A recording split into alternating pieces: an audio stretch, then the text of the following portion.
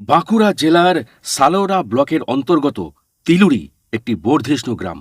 কথিত আছে এখানে শ্রী শ্রী চৈতন্য মহাপ্রভু হরি মন্দিরে একটি বাঁধানো বোলগাছের ছায়ায় বিশ্রাম নিয়েছিলেন, যখন তিনি হরিনামে প্লাবিত করেছিলেন বাংলার সমস্ত আকাশ বাতাসকে। তার চরণধুলিতে ধন্য হয়েছে তিলুরি। এখানে জন্মেছেন গোড়া পাগলার মতো জন্মসিদ্ধ সাধক। এখানে সিদ্ধিলাভ করেছিলেন সাধক শ্রী শ্রী শান্তিগোপাল ব্রহ্মচারী। সাধনপীঠ তিলুরি গ্রাম, তীর্থক্ষেত্র তিলুরি। এই সাধনপীঠেই আমরা অতি আশ্চর্যের সঙ্গে লক্ষ্য করছি একটি গৃহী সাধককেও, যিনি গৃহী হয়েও সর্বত্যাগী, অতি সরল কথাবার্তায়, আচার ব্যবহারে অতি দীনও তার কাছে করুণাধারায় সিঞ্চিত। যিনি এই সর্বত্যাগী মানুষটি সম্পর্কে বক্রোক্তি করেন, তাকেও তিনি কাছে টেনে নেন।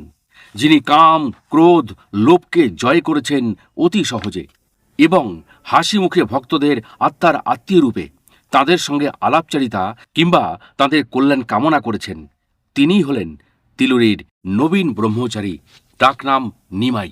নমস্কার প্রিয় দর্শক, আমি সাধক অলৌকিক রহস্য ইউটিউব চ্যানেলের চন্দন চক্রবর্তী বলছি। আজকে আরও একটি নতুন ধরনের এপিসোড আপনাদের সামনে আমি নিয়ে আসতে চলেছি। বর্তমানে বাঁকুড়া জেলার সালোরা বা সালতোরা ব্লকের তিলুরি গ্রামের নবীন ব্রহ্মচারীর জীবনের সাধনার অলৌকিক বিভিন্ন রকম ঘটনাগুলি আপনাদের সামনে উপস্থাপন করব।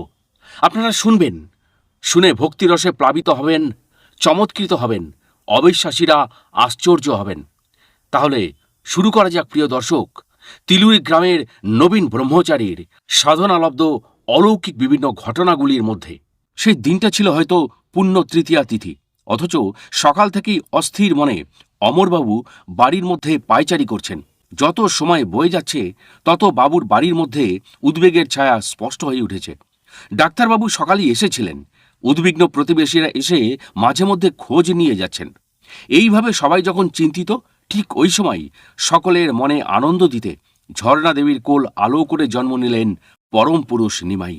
আনন্দে আত্মহারা হলেন তাঁর অর্থাৎ নিমাইয়ের পিতা অমরেন্দ্রনাথ মুখার্জি। সালটা ছিল 1957 সাল।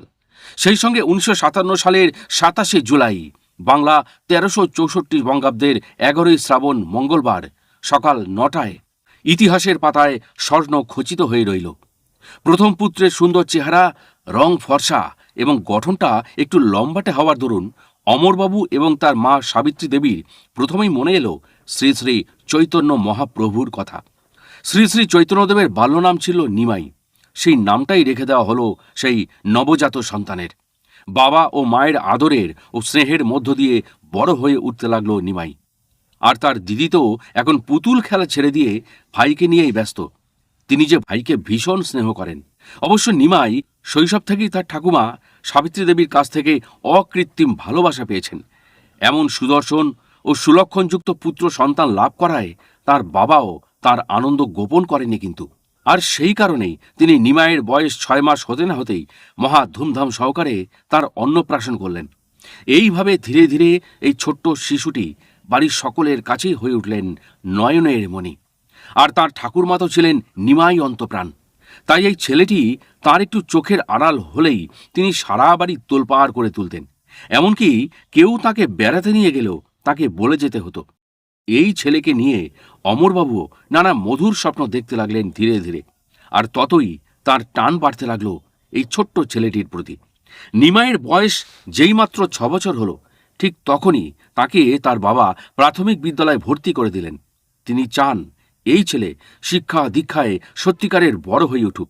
কিন্তু ভর্তি করলে কি হবে, পড়াতে তার মন নেই। ঠাকুর দেবতার গল্প যেখানে হতো সেখানেই নিমাই গিয়ে বসে থাকতেন। তাছাড়া তার ওই শৈশবে তিনি তার কয়েকজন সঙ্গী সাথীদেরকে নিয়ে মাঝে মধ্যে তাদের উঠোনে মঞ্চ তৈরি করে রাম সীতা, রামের বনবাস ইত্যাদি নানা ধরনের পৌরাণিক পালায় অভিনয় করতেন। সেই সময় গ্রামগঞ্জে যখন কোনো যাত্রা, থিয়েটার অথবা মনসামঙ্গল জাতীয় কোনো পালাগান মঞ্চস্থ হতো, তখন সাধারণত ছেলেরাই মেয়ের ভূমিকায় অভিনয় করতেন।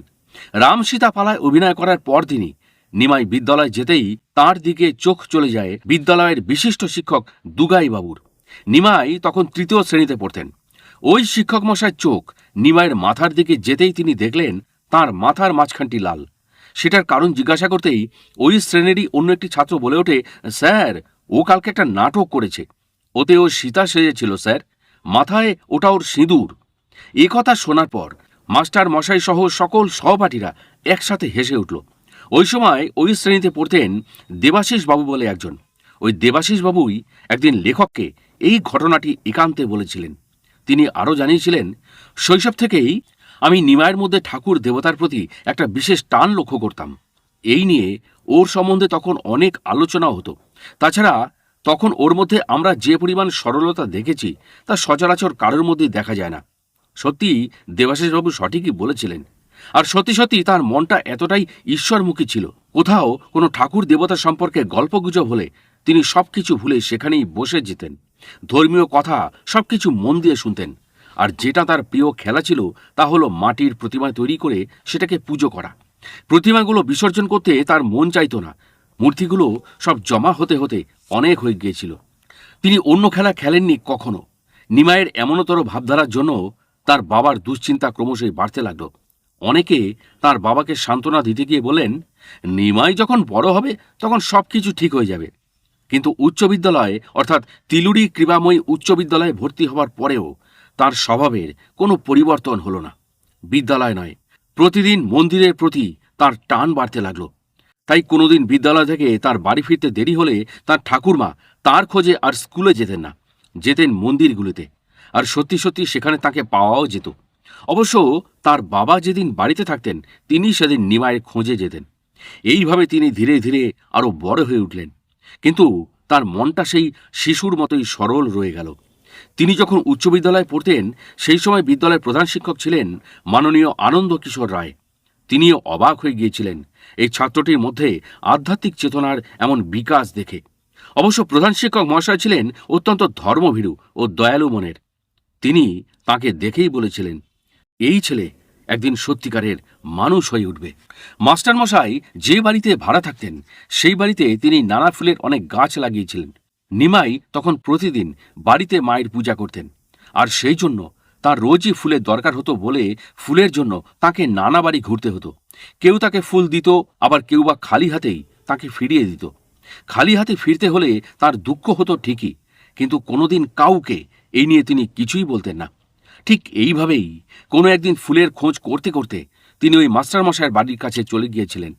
কিন্তু মাস্টারমশাই বকে দেন, সেই ভয়ে তিনি ভিতরে ঢুকতে পারছিলেন না, সেইখানেই দাঁড়িয়েছিলেন। হঠাৎই মাস্টারমশাইয়ের দৃষ্টি চলে যায় নিমাইয়ের দিকে। তিনি তাকে ডেকে বলেন, কি বলবি নিমাই? উত্তরে নিমাই বলেন, ফুল নিতাম স্যার। মাস্টারমশাই তখনই বলে ওঠেন, দুর্গাধা, এতক্ষণ ধরে দাঁড়িয়ে আছিস, আমাকে ডাকতে পারলি না? পূজার জন্য ফুল নিতে এসছিস, এ তো ভালো কাজ। আয় আয়, ভিতরে আয়, রোজ আসবি, ফুল নিবি কিন্তু। সেদিন মাস্টারমশাই নিজের হাতে গাছ থেকে একটা একটা করে ফুল পাড়তে লাগলেন। তখন নিমাই মায়ের কথা ভাবতে ভাবতে তন্ময় হয়ে গেলেন। তিনি তখন মাস্টারমশাইকে আর দেখতে পাচ্ছিলেন না, কারণ সেই মুহূর্তে নিমাইয়ের বাইরের দৃষ্টিটা অন্তর্মুখী হয়ে গিয়েছিল। তিনি তার অন্তর্দৃষ্টিতে তখন দেখতে পাচ্ছেন যার পূজার জন্য ফুল নিতে এসছেন সেই দেবী মহামায়াকে। তার মানুষ চক্ষে বারবার ভেসে উঠছে এক সুন্দর ফুলবাগানের বেশ কিছু সুন্দর সুন্দর দৃশ্যের এক অপূর্ব প্রতিচ্ছবি। তিনি দেখছেন যে বাগানে তিনি এসেছেন সেই বাগানের বিভিন্ন জায়গায় সব দেবদেবীরা আনন্দে পরীদের মতো ভেসে বেড়াচ্ছেন, পা তাদের মাটিতে ঠেকছে না। আর সেই আনন্দের ভাগ নিতে কত শত সাধক ও ভক্তরা সেখানে জমায়েত হয়ে তাদের উদ্দেশ্যে ফুল ছুটছেন মনের আনন্দে। তিনি যে অপূর্ব স্বর্গীয় পরিবেশে এসে পৌঁছেছিলেন সেইখানে দাঁড়িয়েই তিনি শুনতে পাচ্ছিলেন এক মিষ্টি সুরের গান। গানের মিষ্টি সুরে প্লাবিত হয়ে এবং সুন্দর সুন্দর দৃশ্য দেখতে দেখতে তিনি এতটাই তন্ময় হয়ে গিয়েছিলেন যে তার অজান্তেই কয়েকবার ফুলও ছুঁড়েছিলেন ওই দেবদেবীদের উদ্দেশ্যে। নিমাই দেখেছেন দেবী মহামায়া তাকে যেন ডাকছেন। তিনিও সেই ডাকের সাড়া দিয়ে যেন আরও এগিয়ে চলেছেন সামনের দিকে। এইভাবে তিনি ক্রমশ যখন এগিয়ে চলেছেন তখনই হঠাৎ মাস্টারমশাইয়ের ডাকে তার ধ্যান ভেঙে যায়। তিনি আবার ফিরে আসেন তার বাহ্যিক বাস্তব জগতে। এতক্ষণ তিনি একটা ফুলের গাছ ধরে নিশ্চুপভাবে দাঁড়িয়েছিলেন, আর এইভাবে চুপচাপ থাকতে থাকতে তার মনের মধ্যে ভেসে উঠছিল কয়েক মুহূর্তের জন্য অন্য জগতের নানা রকম দৃশ্য। মাস্টারমশাই হয়তো সেদিকে খেয়ালই করেননি, এবং সেই কারণেই তিনি নিমাইয়ের তখনকার মনের কথা পড়তে পারেননি, অথবা হয়তো এমন মনের কথা পড়া যায় না বলেই তিনি সেদিকে দৃষ্টি দেবার সুযোগও পাননি। এই ভাব চলাকালীন নিমাই মনে মনে গান গেয়েছিলেন। কি গান তিনি গেয়েছিলেন সেসব তাঁর আর মনে ছিল না। তিনি যে বাহ্যিক জগতে ছিলেন না তা তিনি নিজেও বুঝতে পেরেছিলেন। তখন যখন মাস্টারমশাই সামান্য ডাকে তিনি চমকে উঠেছিলেন। মাস্টারমশাই শুধু বলেছিলেন, এই দেখ, এই ফুলে হবে তো নিমাই, না আরও পেরে দেব? নিমাই ফুলের সাজি না দেখেই ভয় মিশ্রিত গলায় সঙ্গে সঙ্গে বলে উঠেছিলেন, না স্যার, আর দিতে হবে না, ওতেই হবে। মাস্টারমশাই সেদিন সত্যি সত্যি মনের ভক্তি নিয়ে এক মনে সযত্নে ফুল পেড়ে তার সাজিতে ভরিয়ে দিয়েছিলেন। আসলে তিনি গ্রামের লোক না হয়েও সেই সময় নিমাইকে চিনেছিলেন। নবম শ্রেণীতে ওঠার পর নিমাইয়ের পড়াশোনা আর হয়নি। তারপর থেকেই তার শুরু হয় আধ্যাত্মিক বিষয়ে গভীর পড়াশোনা। 11 বছর বয়সে পৈতে হবার পরই তার জীবনে দেখা দিয়েছিল সংসারের প্রতি বৈরাগ্য। ব্রহ্ম কি এটা জানার আগ্রহ তার দিন দিন বাড়তে লাগল। ইচ্ছা হলো গভীর সাধনা করার। এরপরেই তার দীক্ষা হয়ে গেল তাদের কুলগুরুর কাছে। কুলগুরু তাকে দীক্ষা দেবার পরই বুঝতে পেরেছিলেন নিমাইয়ের আধার বিরাট। তিনি তার অন্তর্দৃষ্টি দিয়ে দেখে বুঝেছিলেন এর পথ দ্রুত সত্যের দিকে যাবে। ইনি হয়ে উঠবেন এ যুগের এক মহাসাধক, আর তাতেই হবে মানুষের কল্যাণ, জগতের কল্যাণ। তিনি এও বুঝেছিলেন একে কোনো গণ্ডি দিয়েই বাঁধা যাবে না। 1976 সাল তখন। একদিন ভোরবেলায় মা কালী নবীন ব্রহ্মচারীকে স্বপ্নে নির্দেশ দিলেন, নিমাই, আর দেরি করিস নে, ঈশ্বর কে কি তার খোঁজ কর। নিমাই বলল, কিভাবে? মা বললেন, পূজার মধ্য দিয়ে। নিমাই বললেন, মন্ত্রতন্ত্র আমি তো কিছুই জানি না মা। মা বললেন, ওসবের দরকার নেই, মনই হলো তার মন্ত্র, আর চোখের জল হলো তোর পূজার নৈবেদ্য। তারপর মা হঠাৎ করেই মিলিয়ে গেলেন। নিমাই মা মা বলে কেঁদে উঠল। বিছানা থেকে উঠে মা কালীর ফটোটার কাছে গিয়ে বসলেন। বাকি রাতটুকু তিনি মায়ের নাম করে তার প্রতি চোখের জলের নৈবেদ্য প্রদান করেই কাটিয়ে দিলেন। আর হয়তো এই কারণেই সেদিন সকাল থেকেই তার মন মায়ের জন্য ব্যাকুল হয়ে উঠল। ভাবতে লাগলেন কিভাবে কোথায় তাকে পাওয়া যাবে। যত ভাবেন তত কাঁদেন। প্রতিদিনের মতো আজও রাজার সায়রে তিনি স্নান করতে গেলেন, কিন্তু সেদিন সেখানে একটা অদ্ভুত ব্যাপার ঘটল। ডুব দিতেই তার হাতে ঠেকল একটা ঘট ভাঁড়। দুহাত দিয়ে সেটাকে তুললেন। মনে পড়ে গেল তার সেই দৈব স্বপ্নের কথা। তাই তিনি ঘট ভাঁড়টা মনের আনন্দে বুকে করে সেদিন বাড়িতে নিয়ে আসলেন। সেই রাতেই তিনি আবার স্বপ্ন পেলেন মায়ের। মা তাকে জানালেন ঘটের মধ্যেই তিনি আছেন, তার মধ্যেই তিনি এসেছেন। এই কথা শোনার পর নবীন ব্রহ্মচারীর মনটা আনন্দে পরিপূর্ণ হয়ে উঠল। সেদিন তিনি ঘটা করে পুজো দিলেন। অলৌকিকভাবে এই ঘটটা পাওয়ার পরই তিনি নিয়মিতভাবে মায়ের পুজো শুরু করে দিলেন। তখন প্রায় দিনই নৈবেদ্য হিসাবে তার থাকত আতপ, গুড়, ধূপ, বেলপাতা, ফুল, তুলসী, জল আর চন্দন। আর পূজার মন্ত্র ছিল নিজের মন বা অন্তর। শৈশব থেকেই নবীন ব্রহ্মচারীর পোশাক পরিচ্ছদের প্রতি কোনো আকর্ষণ ছিল না। তাই তিনি বাড়িতে সারাক্ষণ খালি গায়েই থাকতেন। তার চালচলন ছিল এখনকার দৃষ্টিতে অনেকটা বোকা বোকা ধরনের। কখনো তাকে আধ পাগলা, কিন্তু মুখে লেগে থাকত তার ঠাকুরের গল্প। বাইরের জগতের কোনো স্থূল ব্যাপারই তাকে টানত না। লোভ, বাসনা, মোহ এগুলো সহজেই তিনি উপেক্ষা করতে পারতেন। অন্যের উপকার চিন্তায় তিনি বিভোর হয়ে থাকতেন বা মশগুল থাকতেন। মাকে জানতেন। তিনি বুঝতেন মা হলেন জগৎ সংসারের মঙ্গলদায়িনী। তিনি বলতেন, মা, জগৎ সংসারের মঙ্গল করো। সেবার 1978 সাল। একদিন রাতে তিনি মা কালীর স্বপ্নাদেশ পেলেন। মা তাকে স্বপ্নে জানালেন, এবার তোকে দীক্ষা নিতে হবে, একদম দেরি করিস না।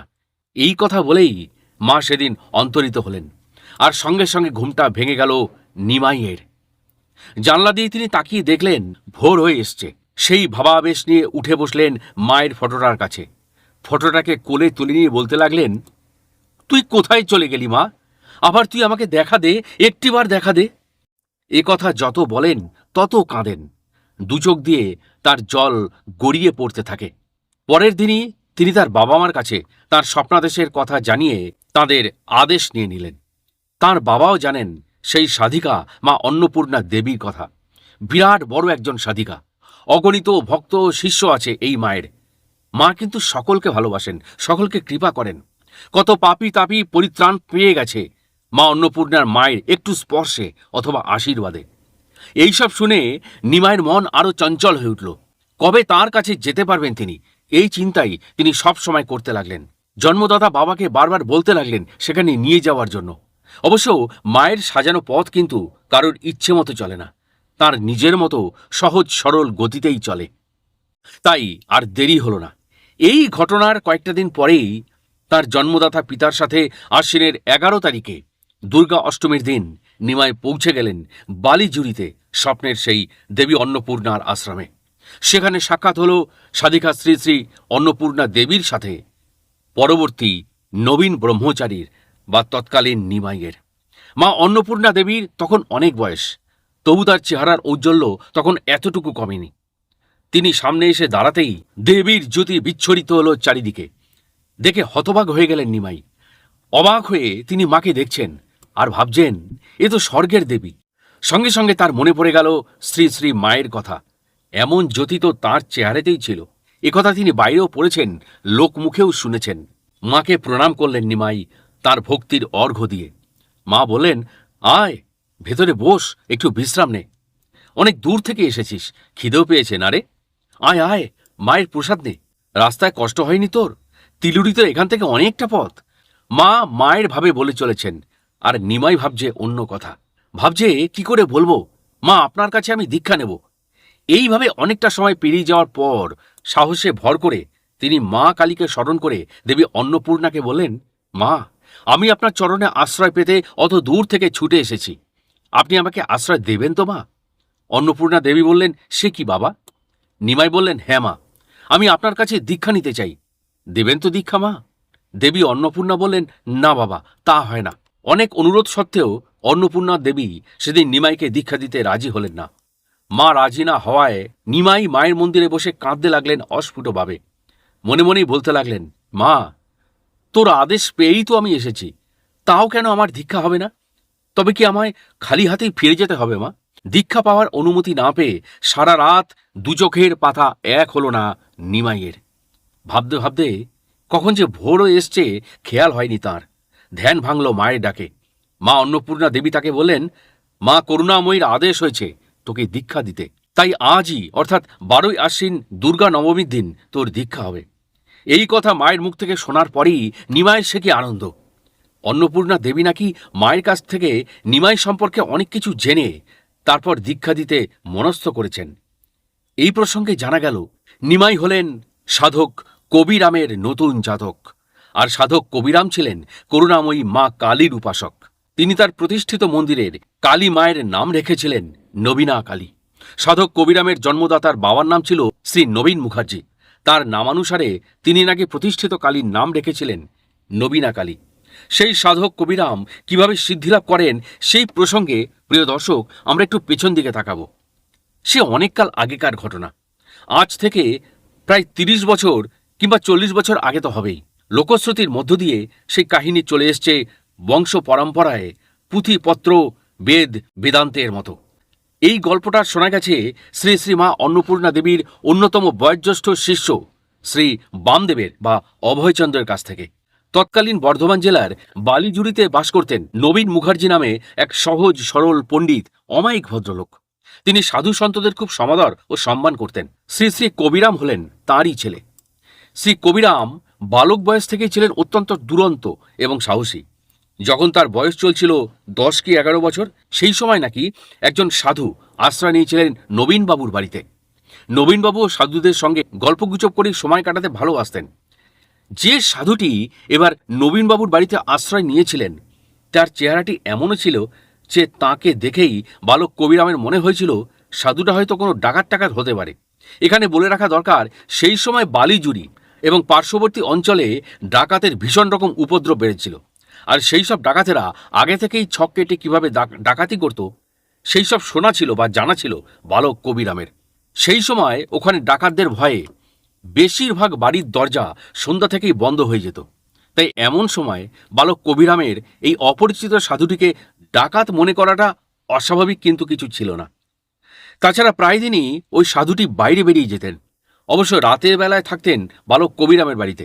একদিন সাধুটি নবীনবাবুকে জানালেন, আজ আমার শেষ দিন, আর আমি কোনোদিন আসব না। সেদিনেরই কথাটি বালক কবিরাম কিন্তু শুনতে পেয়েছিল। সেদিন সাধুজি আরও জানিয়েছিলেন যে আজ রাতের বেলায় যখন তিনি বেরিয়ে যাবেন তখন যেন তাকে আর ডাকা না হয় বা বাধা দেওয়া না হয়। এই কথাটি শোনার পর সেদিন রাতে বালক কবিরামের কিন্তু আর ঘুম আসেনি। এমনিতেই সেই সাধুর সাধুত্ব নিয়ে তার মনে সন্দেহ ছিল প্রথম থেকেই। তার হয়তো মনে মনে এই চিন্তা দেখা দিয়েছিল যে কেনই বা সাধু প্রতিদিন বাইরে বেরিয়ে যায়। এই জন্যে হয়তো তিনি মনে মনে ঠিক করে নেন, দেখতে হবে আজ গভীর রাতে সাধুজি কোথায় যাচ্ছেন, কি করেন, কি কাজ করেন তিনি। সত্যি সত্যি যখন সাধুজি গভীর রাতে সেদিন বাড়ি থেকে বেরিয়ে গেলেন তখন বালক কবিরাম তাকে অনুসরণ করে তার পিছনে পিছনে এগিয়ে চললেন। ভয় নেই তার মনে, আছে শুধু অদম্য কৌতূহল। আজ তিনি এই সুযোগকে কাজে লাগাবেনই। এই বয়সেই তার এত দৃঢ় বিশ্বাস বা প্রত্যয় নিজের ওপর ছিল। রহস্য উন্মোচন তাকে করতেই হবে। আর কেবলমাত্র হাতে একটা হেলে বাড়ি নিয়ে তিনি একাই ওই গভীর রাত্রে বেরিয়ে পড়েছিলেন। অবশ্য ওই বয়সে বালক কবিরামের নিত্য সঙ্গী ছিল, অর্থাৎ রাকালের হাতে যে ডান্ডা থাকে সেটাকেই বলা হতো হেলেবাড়ি, সেই হেলেবাড়ি বস্তুটি। আর ওটা সঙ্গে থাকলে তিনি কিন্তু প্রায় নিশ্চিন্ত বোধ করতেন। অন্ধকারের মধ্য দিয়ে সাধুজি নিঃশব্দ গতিতে এগিয়ে চলেছেন সামনের দিকে, নিজের লক্ষ্যে।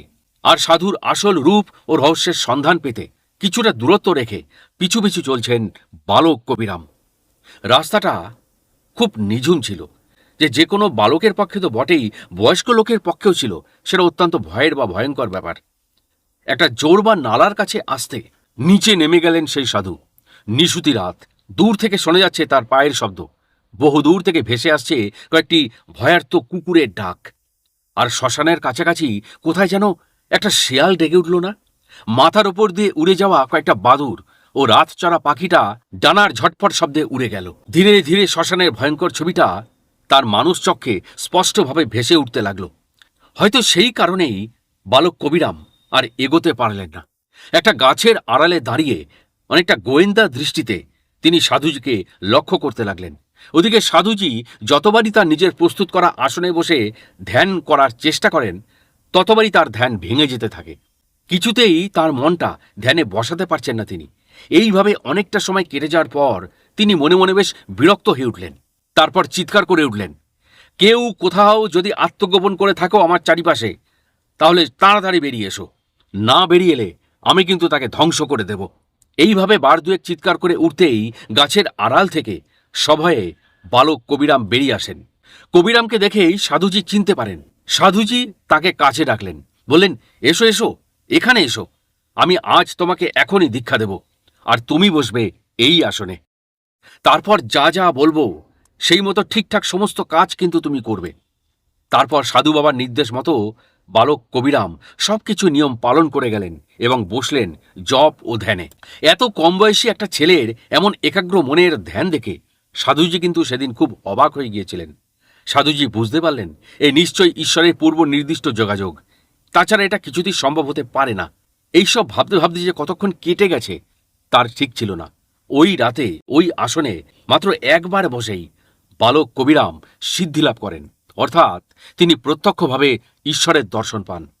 বালক কবিরামের সিদ্ধিলাভ হতেই সাধুজি তাকে বললেন, কবিরাম, এবার তুমি আমাকে সাহায্য করো। বালক কবিরাম সাহায্য করে গেলেন। সাধুজি এবারে সত্যি সত্যি সফল হলেন। সাধনায় সফল হতেই তিনি কবিরামকে বললেন, কবিরাম, আমি তোমার যেভাবেই হোক গুরু তো হয়ে গেলাম, তাই তোমাকে আমি কিছু নির্দেশ দিয়ে যাব। যেহেতু আজ তোমার আমার কাছে অতর্কিত দীক্ষা নেওয়া হয়ে গেছে, তাই এই ব্যাপারে তুমি তোমার জন্মদাতা বাবার কাছে অনুমতি নেবার সুযোগ কিন্তু পাওনি। তাই আমার নির্দেশ হলো, তুমি তোমার জন্মদাতা বাবার নির্দেশ অনুযায়ী চলবে, তাতে আমি কোনো বাধা দেব না। আর তাই তোমার সংসারী হতেও কিন্তু কোনো অসুবিধা নেই, বরং তুমি সংসারী হলেই তোমার জন্মদাতা বাবা কিন্তু খুশি হবেন। যাও, এবার বাড়ি ফিরে যাও। তোমার জন্য হয়তো তোমার বাবা এখন গভীর চিন্তায় সময় কাটাচ্ছেন, তাই আর দেরি করো না। তুমি তোমার বাবাকে সব কথা খুলেই কিন্তু বলবে। তিনি জ্ঞানী মানুষ, তাকে একটু বললেই তিনি সবকিছু বুঝে যাবেন। তোমার বা আমার ওপর একেবারেই রাগ কিন্তু করবেন না। আমি তোমার ব্যাপারে কোনো কিছুতেই কোনো গণ্ডি টেনে দিয়ে যাচ্ছি না। এ কথা বলেই সাধুজি তার নির্দিষ্ট পথের উদ্দেশ্যে এগিয়ে চললেন। আর বালক কবিরাম সাধক কবিরাম হয়ে অন্যমন হয়ে বাড়ি ফিরে এলেন। পরবর্তীকালে সাধক কবিরাম যে কালী প্রতিষ্ঠিত করেন তা নবীনা কালী নামে প্রসিদ্ধ হয়। তিনি তার নবীনা কালীকে মা রূপে বা ভাবে পূজা করতেন। শোনা কথা শেষ সময়ে নাকি তার বাসনা হয়েছিল মা কালীকে মেয়ে রূপে বা ভাবে পূজা করবেন, কিন্তু সেই বাসনা নাকি সেই জন্মে তার পূর্ণ হয়নি। তাই তিনি নাকি তার দেহ পরিত্যাগ করার সময় বলে যান 7 পুরুষ পর মাকে মেয়ে রূপে পূজা করার জন্য তিনি আবার মর্তভূমিতে ফিরে আসবেন, আর সেই সময় নাকি পূর্ণ হবে তার অতৃপ্ত বাসনা। আজ প্রসঙ্গক্রমে জানা গেল তিনি সত্যি সত্যি নাকি আবার জন্ম নিয়েছেন। বাক সিদ্ধ সাধক কবিরাম তার কথা রেখেছেন। আরও শোনা গেল সেই সাধকই নাকি এই নিমাই, যিনি সকলের শ্রী শ্রী ঠাকুর। শ্রী শ্রী ঠাকুরকে দীক্ষা দেওয়ার পর মা অন্নপূর্ণা বললেন, তোর নাম দিলাম শ্রী শ্রী নবীন ব্রহ্মচারী। এই নামেই তুই জগতে বিখ্যাত হবি। যখন তুই পূজাতে বসবি তখন তুই আগে সাধক কবিরামের পূজা করবি। এই জন্য তুই আজই সাধক কবিরামের সাধন পীঠে গিয়ে সেখানে গিয়ে তাকে আহ্বান কর, নিয়ে যাস তোর মন্দিরে। তারপর সেখানে তাকে প্রতিষ্ঠিত করবি। বাবা কবিরামের পরেই মা করুণাময়ী কালী বা নবীনা দক্ষিণাকালী এবং অন্যান্য সমস্ত দেবদেবীর পূজা করবি। অবশ্য যা কিছু করবি তার আগে গুরুকে সব জানিয়ে তারপরেই করবি। আসলে গুরুই তো অন্ধকার থেকে আলোর দিকে নিয়ে যান তার শিষ্যকে। সব করবি বাবা, মনে কখনো অহংকার আনিস না। অর্থ আসুক, কিন্তু তার মোহে কখনো পড়িস না। সবকিছু মাকে সঁপে দিস। এই কথা শোনামাত্র একাগ্র মনে শ্রী শ্রী ঠাকুরের মন আনন্দে পরিপূর্ণ হয়ে উঠল। মনে মনে তিনি গেয়ে উঠলেন ভাবে বিভোর হওয়া এক সুমিষ্ট সুরের গান। ওখান থেকে ফিরে আসার পরই তুলসী মন্দিরে তিনি পূর্ণভাবে পূজা শুরু করলেন। আর তার গুরুমায়ের আশীর্বাদ এবং মায়ের পরম কৃপায় আশেপাশে ঘটতে লাগলো নানা অলৌকিক ঘটনা।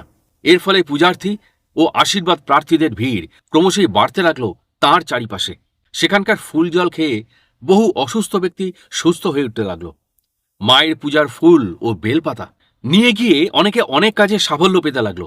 কিন্তু কারোর কাছে কোনো কারণে এইসবের বিনিময়ে তিনি কোনোদিন কোনো অর্থ দাবি করেননি। সেই কারণে বাস্তবের মাটিতে তার দিনের পর দিন অর্থকষ্ট বাড়তে লাগলো। অবশেষে এমন অবস্থা হলো যে মায়ের পূজার জন্য 2টো বাতাসা কেনার পয়সাও তার কাছে ছিল না।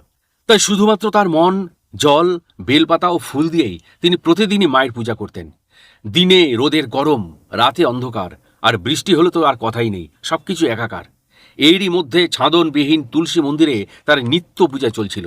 অবশ্য যারা যারা তার সুনাম সহ্য করতে পারত না তারা এই পূজাকে অপপ্রচার চালিয়ে বন্ধ করে দিতে চাইল। কেউ বলল ব্যবসা ফেঁদেছে, কেউ বলল কলির কেষ্ট। কারোর মন্তব্য 2 দিন, তারপর দেখবি পূজা পাঠ সব বন্ধ। কালে কালে কত দেখলাম কলিকাল। কিছু কিছু পাক ধরা মানুষের সমালোচনা, চুল পেকে গেল, গোপ পাকলো, এই বয়সে কত সাধু যে দেখলাম, আসলে ভেগ না হলে ভিক মেলে না। এগুলো হলো এক ধরনের বড় মাপের খেলা, বড় মাপের ধান্দা। এই রকম ভাবে হাওয়া যখন বেশ গরম, ঠিক তখনই শ্রী শ্রী সাধক কবিরাম শ্রী শ্রী ঠাকুর নবীন ব্রহ্মচারীকে দেখা দিলেন।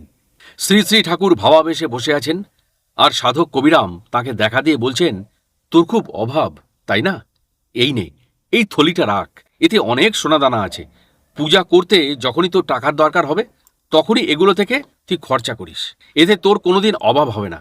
আর ভাবাবিষ্ট অবস্থাতেই শ্রী শ্রী ঠাকুর তাকে জানালেন যে তিনি এসব কিচ্ছু চান না।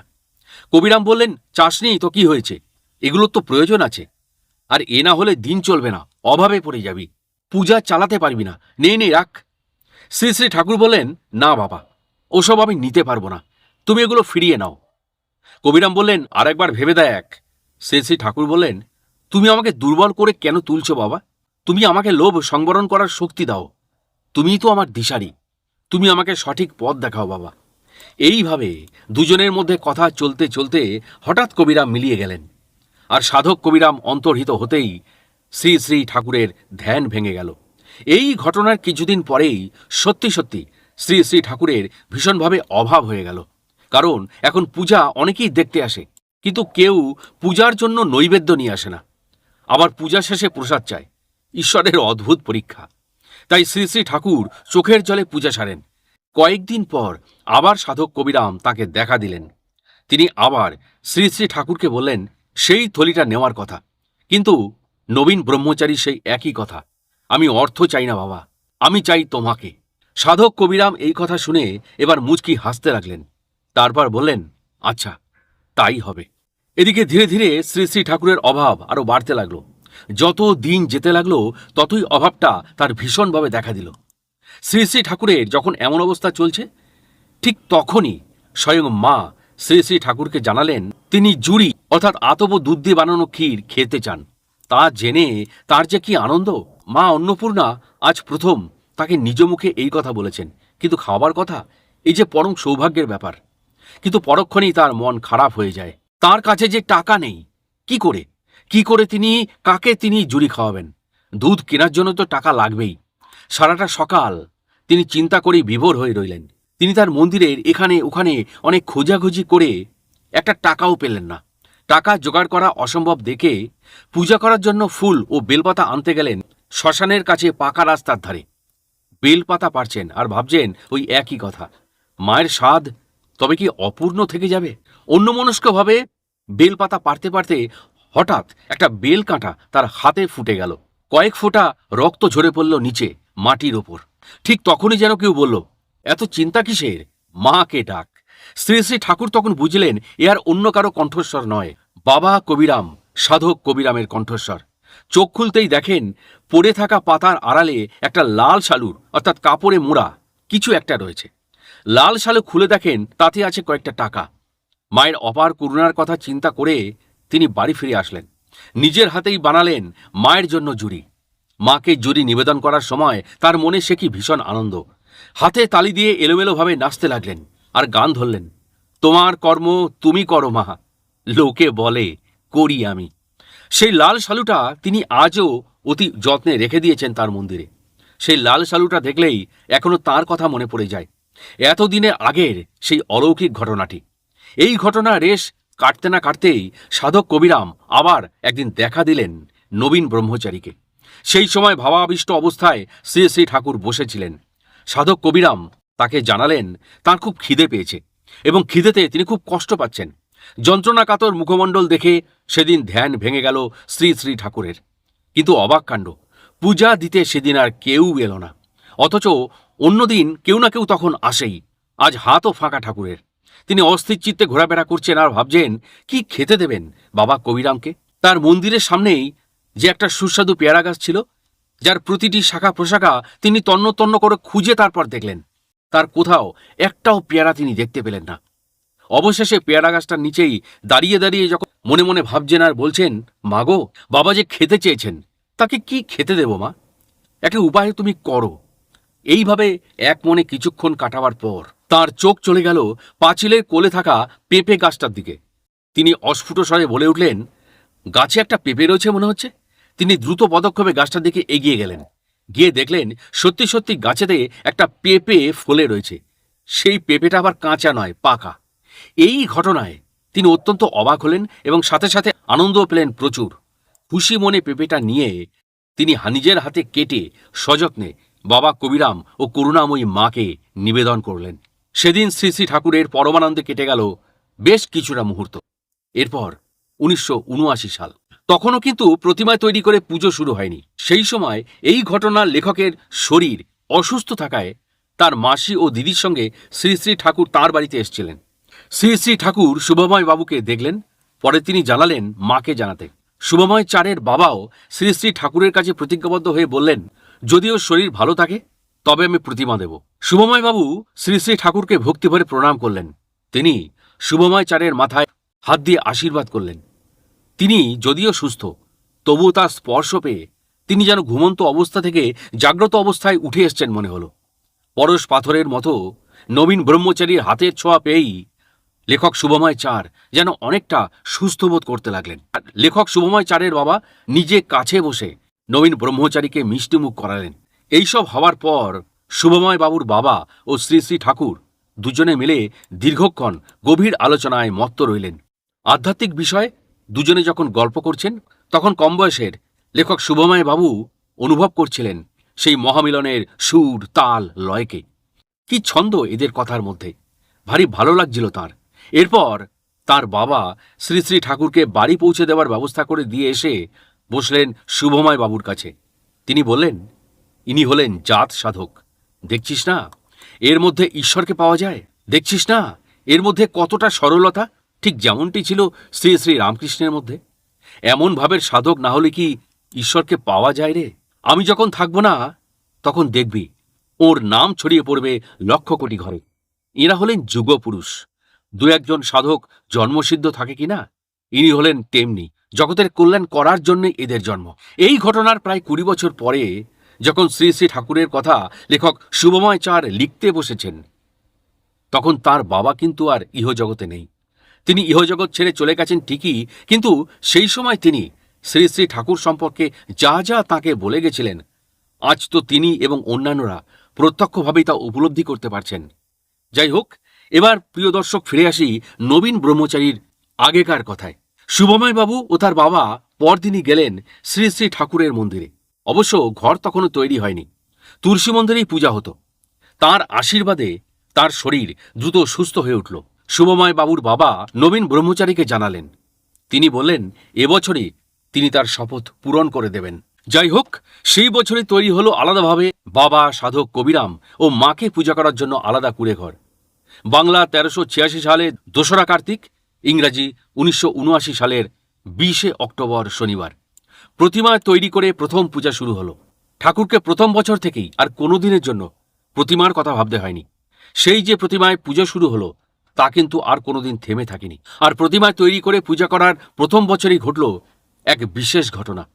যেহেতু প্রতিমায় তৈরি করে পূজার প্রথম বছর ছিল সেটি, তাই সমস্ত দিক থেকে খেয়াল রেখে প্রতিমার মাপটি ঠিকমতো করার কথা একবারও মনে হয়নি কারোর। সদর দরজার ছোট্ট রাস্তা দিয়ে যে এত বড় মাপের প্রতিমাটি ঢোকানো সম্ভব হবে না, সেটা কেউ কিন্তু একবারের জন্য ভাবেননি। ছোট্ট রাস্তাটি দিয়ে আর বিসর্জন করতে নিয়ে যাওয়ার সময়ও ঠিক একই অসুবিধাটাই দেখা দিল। প্রতিমাটিকে সদর দরজার কাছে আনার পর বিভিন্ন কৌশল অবলম্বন করা সত্ত্বেও প্রতিমাটিকে কিন্তু পার করা গেল না। সকলেই ভীষণ চিন্তান্বিত হয়ে পড়লেন। নানা চিন্তা ভাবনা কৌশল যখন ব্যর্থ হলো, তখন শ্রী শ্রী ঠাকুরও ভীষণভাবে চিন্তায় পড়ে গেলেন। সদর দরজা থেকে তিনি আবার ছুটলেন মায়ের মন্দিরে। সেখানে গিয়ে বসে গেলেন মায়ের বেদিটার কাছে। তারপর আবেগ ঘন কণ্ঠস্বরে মাকে ডাকতে ডাকতে বললেন, মা গো, তুমি তো করুণাময়ী, তুমি আমার প্রতি করুণা করো মা। এই কথা বারবার বলতে বলতেই তিনি আবার দৌড়ে এলেন সদর দরজার কাছে। এসেই তিনি এবার নিজের মায়ের প্রতিমাটিকে ধরলেন, আর সঙ্গে সঙ্গে ঘটে গেল এক আশ্চর্য অলৌকিক কাণ্ড। মা ঠিক ওই ছোট্ট রাস্তার মধ্য দিয়েই পার হয়ে গেলেন। এরপরেই এই প্রসঙ্গেই শ্রী শ্রী ঠাকুরের কাছে লেখক শুভময় বাবু জানতে পেরেছিলেন মা নাকি সাধারণ মানুষের মতোই মাথাটা নুইয়ে দিয়েছিলেন। যখন মাকে সদর দরজাটা পার করানো হয় ঠিক সেই সময় যারা সেদিন মাকে সদর দরজাটা পার করার সময় সাথে ছিলেন, তারা কিন্তু প্রত্যেকেই এই ঘটনায় ভীষণভাবে অবাক হয়েছিলেন। কারণ সেই প্রতিমাটির কোথাও এতটুকু ক্ষতি হয়নি। এরপরেই মায়ের এই অলৌকিক ঘটনাটা সবার মুখে মুখে প্রচারিত হতে থাকে। মায়ের প্রতিমা নির্মাণ করে পূজা করার সময় যে কুঁড়েঘরটি বানানো হয়েছিল, সেই কুঁড়েঘরেই এরপর থাকতেন শ্রী শ্রী ঠাকুর নবীন ব্রহ্মচারী। তিনি তার সাধনার জন্য ঘরের এমনই একটি নির্জন কোণকে বেছে নিয়েছিলেন। ওখানেই তিনি ধীরে ধীরে গভীর সাধনায় নিমগ্ন হয়ে যেতেন। বাইরের জগতের কথা মন থেকে দূরে সরিয়ে রেখে আস্তে আস্তে অন্তর জগতে গভীরে ডুবে যেতেন। আত্মীয় পরিজনদের বাড়ি যাওয়াও তার একরকম বন্ধ হয়ে গেল। নিজের পথকে তিনি সম্পূর্ণরূপে ঈশ্বরমুখী করে তুললেন। প্রিয় দর্শক, নবীন ব্রহ্মচারীর সাধনোচিত আরও প্রচুর অলৌকিক ঘটনা আপনাদের জন্য এরপর অপেক্ষা করে রইল। আসছি পরবর্তী পর্বে আরও অনেক অলৌকিক ঘটনা নিয়ে। সাধক অলৌকিক রহস্য ইউটিউব চ্যানেলের পক্ষ থেকে আজ বিদায় নেবার আগে আপনাদের কাছে বিনীত অনুরোধ, আপনারা যারা আপনাদের জীবনের দৈব অলৌকিক ঘটনাগুলি এই চ্যানেলের মাধ্যমে প্রচার করতে চান বা সাধারণ মানুষকে জানাতে চান, তারা 9875585972 এই হোয়াটসঅ্যাপ নাম্বারে আমাকে ভয়েস রেকর্ডিং করে পাঠাবেন। যাদের হোয়াটসঅ্যাপ অ্যাপসটি নেই, তারা সরাসরি আমাকে টেক্সট মেসেজ বা ফোন করে আপনাদের ঘটনা জানাতে পারেন। যদি পছন্দ হয় তাহলে আপনাকে ডেকে নেব সাধক অলৌকিক রহস্যের এই স্টুডিওতে। আপনি বলবেন আপনার কথা, তখন পর্দার ওপারে বসে শুনবে সারা বিশ্বের আধ্যাত্মিক বাঙালি। তাহলে আজকের মতো বিদায় নিচ্ছি। ভালো থাকবেন, সুস্থ থাকবেন সবাই। নমস্কার।